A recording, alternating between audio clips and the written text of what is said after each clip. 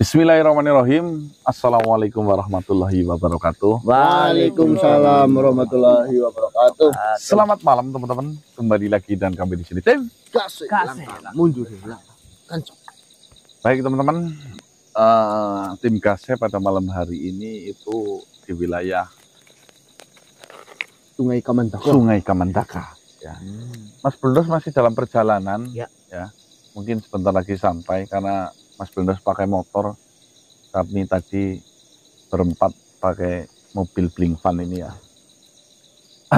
Jadi alhamdulillah teman-teman ya. Kenapa saya sekarang menuju ke wilayah Sungai Kamandaka? Dikarenakan ujian pertama di wilayah bukit dari Bukit Bima alhamdulillah sudah terselesaikan.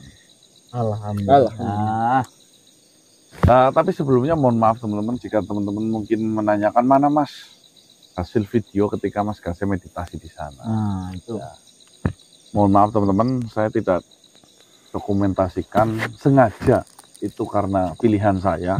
Mengingat pertama yang namanya meditasi itu memerlukan fokusan, ketenangan tanpa ada suara. Karena di dalam meditasi itu diwajibkan benar-benar menyatu dengan alam. Telapak tangan saya tempelkan ke bumi tanpa ada halangan apapun, biar saya tahu ya, setiap getaran-getaran yang berada di jantung saya, terusan getaran-getaran oleh suara alam, saya bisa merasakan secara detail teman-teman. Alhamdulillah ya, di sana saya mendapati 2 malam ya.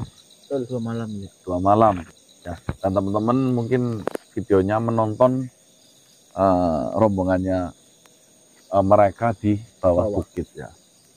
Intinya garis besar dari hasil meditasi saya di pucuk atau di atas dari Bukit Bima itu hanya mengenai sebuah ujian secara material. Mengingat pertama memang Bukit Bima terkenal dengan emasnya. Terkenal dengan pesugihan emasnya. Ya, betul. Di mana hantu yang menakutkan di sana itu justru malah bawa-bawa emas. Hampir saja kecolongan nih Mas. Kecolongan apa? Ya Bang Marcel tiba-tiba nyakuin emas, Nah, Mas Soku nyakuin emas, Mas Bulus nyakuin emas. Padahal kita sudah janji kan tidak akan mengambil secuil pun emas. Ya. Makanya kan kita tadi keluar periksa-periksa dulu baru kita keluar. Oh, itu ya teman-teman ya. Memang benar. Ya. Penguasa dari Bukit Bima itu bernama Eyang Junjung Bondo. Junjung Bondo. Junjung itu ngangkat, Bondo itu harta. Mengangkat harta. Eyang Junjung Bondo. Di mana siapapun yang mau menjadi antek-anteknya dengan persyaratan tertentu nanti akan diberikan sebuah hadiah perhiasan emas yang bisa dijual lalu bisa untuk kehidupan. Tapi ujung-ujungnya yang namanya perjanjian dengan bangsa iblis ya teman-teman, ujung-ujungnya repot sendiri, ujung-ujungnya menyesal sendiri, ujung-ujungnya kesusahan sendiri. Benar kan? Betul. Nah, makanya hindarilah ya. Kita hidup di dunia ini tidaklah lama. Mungkin paling berapa sih? Kanjeng Nabi sabda berapa? Kanjeng Nabi 64 tahun, 63 tahun.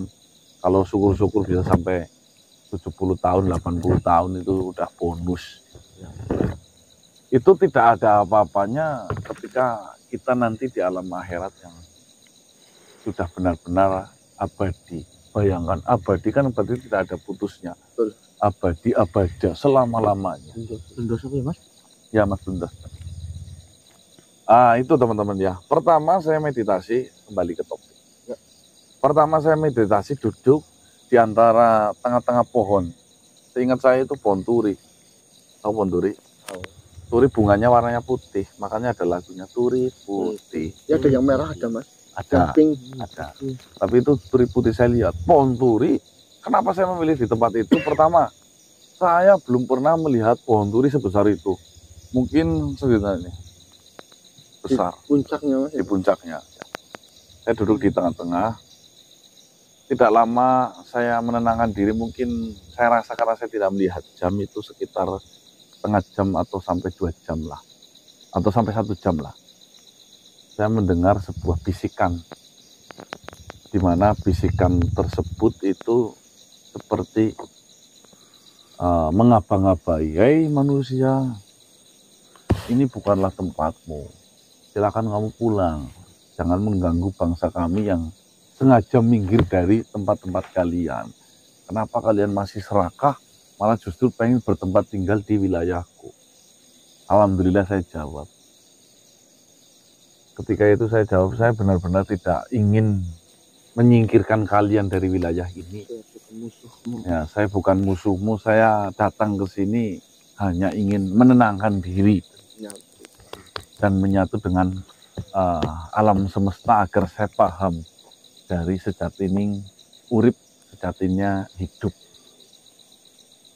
Namun saya rasa suara itu semakin mendekat. Ternyata ketika saya membuka mata, saya melihat sebuah makhluk berbadan hitam lebam. Hitam tapi agak warna biru, berarti kan hitam lebam itu ya. Besar, matanya merah. Dia melotot terhadap saya. Saya jawab, saya tidak takut, saya tidak takut, saya tidak ada urusan dengan. Akhirnya makhluk itu pergi dan menghindar. Karena saya sebelumnya sudah belajar, ketakutan terbesar terletak pada diri kita sendiri, yaitu pikiran kita. Itu waktu jenengan meditasi itu melek apa merem. Lah, itu pertama. Yang kedua, saya didatangi ya sekitar selisih 2 jam lah ya. Saya didatangi sosok perempuan, di mana perempuan itu wajahnya saya kenal. Wah, saya kenal, namun saya tidak mau membuka cerita mengenai sosok perempuan itu. Ya ora. Perempuan itu apa sih? Ya kan ujian di dalam diri kita kan. Ya. Nah, sedangkan jenengan ngomong permasalahan di dalam diri jenengan itu apa yang disodorkan atau ujian di Bukit Bima memang perempuan. Yuk, siapa lagi? Saya tunggu dulu sebentar, belum. Alah. Kita kan sikat tenang gitu. Aku dan Itu ya teman-teman ya. Saya dilihatkan sosok perempuan, nggak terlalu tinggi, rambutnya hitam, sekitar seginilah. Ya. Anjewok, andan. Lah, sosok Ancung. perempuan itu dari jauh, saya sudah mendengarkan suaranya. Saya kenal suara ini. Saya paham dengan suara ini.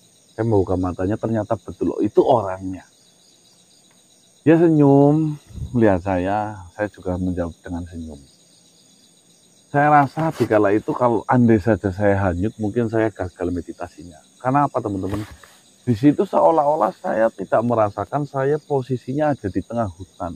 Namun saya berasa di suatu tempat di mana tempat itu banyak sekali dengan hiasan-hiasan yang menyenangkan.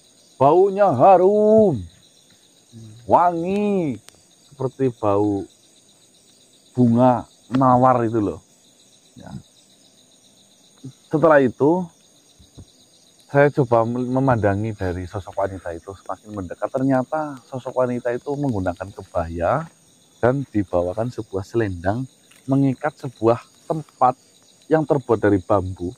Oh, rinjing. Mungkin bahasa Banyumasnya itu rinjing.